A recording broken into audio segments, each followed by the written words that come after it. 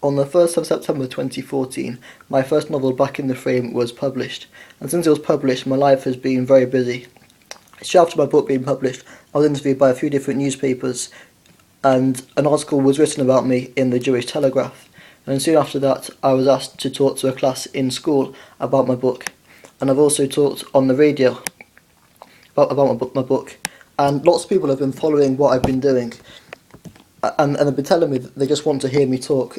They don't want to read about me, they don't want to hear me being interviewed. They just want to hear me talk and say things that I want to say about my book and about my experiences so far of being an author. And there are 3 questions that lots of people have been asking me. And I've thought about these questions. I've decided that I want to answer these questions and try to give a good answer to the questions. So people ask them, they can just watch the videos and know what the answers are to these questions. The first question I've been asked is it true that when I wrote my book Back in the Frame, I hardly planned the story? And I would say that's definitely true.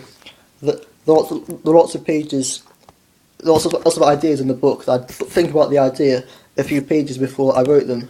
And there were characters that when I introduced them into the story, I thought they'd be fairly minor characters who don't have much impact on the book, and they turned out to be very influential on the story. There were characters that without them the story just wouldn't have worked.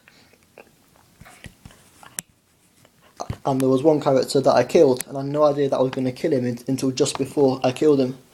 And I also can't tell you what the name of this character is, but if you read the book, you'll know once you get to his death who this character is. That by reading the book, you would never have noticed that I just kind of spontaneously killed him off without really thinking it through. But the story still works, and you want to have known that that's what I was thinking. So another question I was asked is did I ever write something and then go back and change it? I did that on a number of occasions, because there were times when I would write my book one day, and then let's say I come back to my book and I'd look through what I'd written the day before, and I'd see things that I thought could never happen in real life. I'd see things that I thought were just completely crazy. And I wanted my story to be a story that could happen. Even though I just made it up, I wanted it to be a story that could really happen. As I look back, I just see ideas that I think, no, it could never happen. And there were other times when I would get a really, really good idea for where my story should go. But by writing in that idea, it would contradict something that I'd written before. So I went back and changed what I'd written before to make this new idea fit in.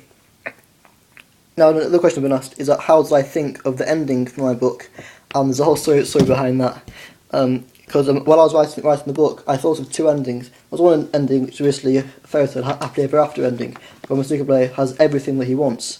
And then there was another ending that I thought of, where Mr. Player loses everything, and he's now got nothing. But one was too happy, and one was just much too sad. So I thought.